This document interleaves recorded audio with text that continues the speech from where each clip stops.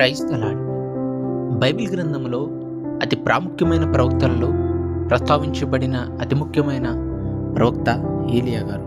ఈయన ఒక తిష్వీయుడు.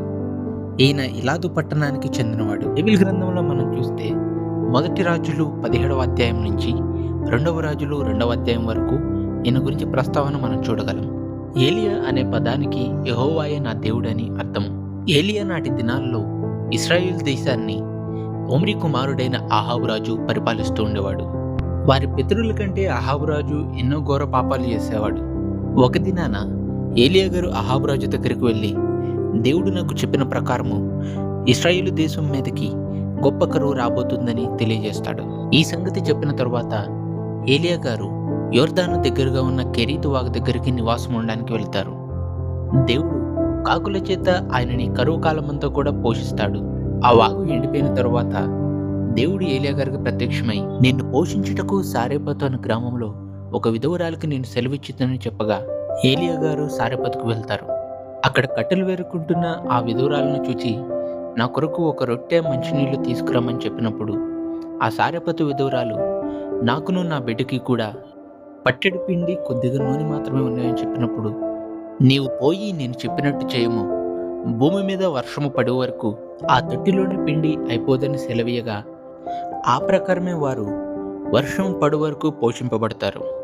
ఒకానొక దినమున ఆ విధురాలి కుమారుడు రోగగ్రస్తుడై ప్రాణాపాయ స్థితిలో ఉన్నప్పుడు ఆమె ఏలియా దగ్గరకు వచ్చి రోదిస్తూ వేడుకొన్నప్పుడు ఏలియా గారు ఆ చిన్న బిడ్డని మేడగది మీదకు తీసుకువెళ్ళి ముమ్మారు పారజాపుకుని ప్రార్థన చేయగా ఆ బిడ్డ స్వస్థత నొందుతాడు. అది చూసిన ఆ తల్లి, నిజంగా నీవు నమ్ముకున్న దేవుడు నమ్మదగిన వాడని సంతోషిస్తుంది.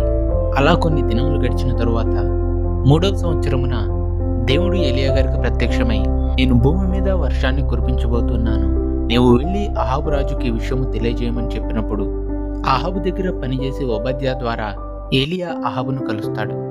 ఏలియాను చూచిన అహాబు రాజు కోపముతో, ఈ కరువునకు కారణము నీవే అని ఏలియాతో అనగా, నీవే బయలుదేవతను పూజించి దేవుని ఆగ్రహానికి గురయ్యావని ఏలియా అహాబుతో చెప్పి, ఇప్పుడు నీవు పూజిస్తున్న బయలు నేను సేవిస్తున్న యెహోవా దేవుడు, వీరిలో ఎవరు నిజమైన దేవుడని ప్రజలు తెలుసుకునే సమయం ఆసన్నమైనదని చెప్పి, నీ భార్య అయిన యెజబెలును మీరిద్దరూ పోషిస్తున్న 450 బయలు ప్రవక్తలను 400 మంది ఆషేరుదేవి ప్రవక్తలను ఇశ్రాయేలు ప్రజలతో కూడా కర్మెలు పర్వతం మీదకి తీసుకురమ్మని చెప్తాడు.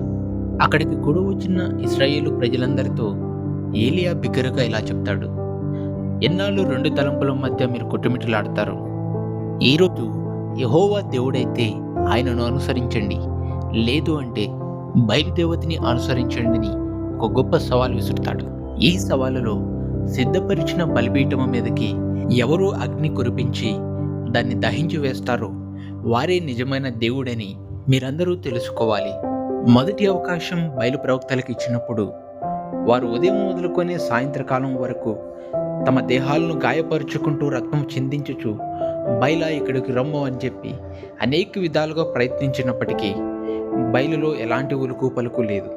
ఆ తరువాత ఏలియా గారు వంతు వచ్చినప్పుడు అక్కడే 12 రాళ్లతో బలిపీఠమును సిద్ధపరిచి 3 వంతులుగా బలిపీఠమును నీళ్లతో తడుపుడని ప్రజలకు చెప్పినప్పుడు ప్రజలు అలాగూ చేయగా బలిపీఠపు కట్టెల మీద పొంగి పొర్లుతున్న ఆ నీళ్ల మధ్యలో దహన బలి ఎలా సాధ్యమని అందరూ ఆలోచిస్తున్నప్పుడు ఏలియా ఆకాశం వైపు తన 2 చేతులెత్తి, దేవుడైన యెహోవా నీవే నిజమైన దేవుడు అని ఈ ప్రజలందరూ తెలుసుకొనులాగున వారి హృదయమును నీవే మీ వైపు తిప్పుమని ఒక ప్రార్థన చేస్తాడు.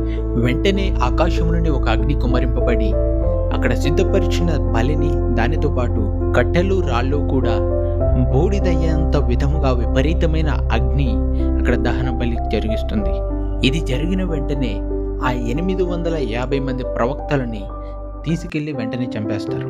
ఆ తరువాత ఏలియా గారు కర్మేలు పర్వతం మీదకు వెళ్ళి దేవుని ప్రార్థించి వర్షమునకు సూచనీయమైన కనపడుతుందేమో అని తన దాసుని పంపి పరిశీలించమన్నప్పుడు 7వ మారు తన దాసుడు చూసి, అరచేయంత మేఘము నాకు కనిపిస్తుందని చెప్తాడు.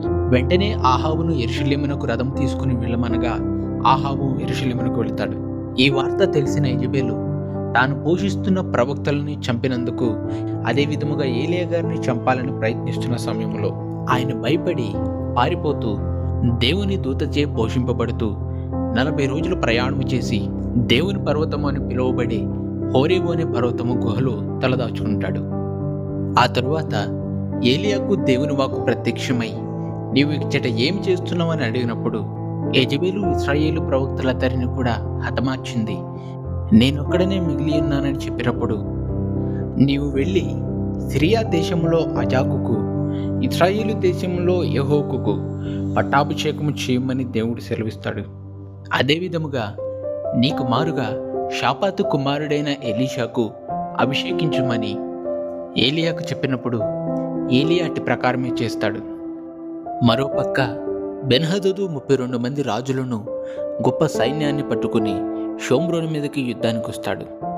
రాజ్యంలోని ఐశ్వర్యాలను, వారి భార్యలను, ఆడబిడ్డలను తనకి కానుకగా ఇమ్మని రాయబారము పంపించినప్పుడు ఇశ్రాయేలు రాజు దానికి ఒప్పుకోడు.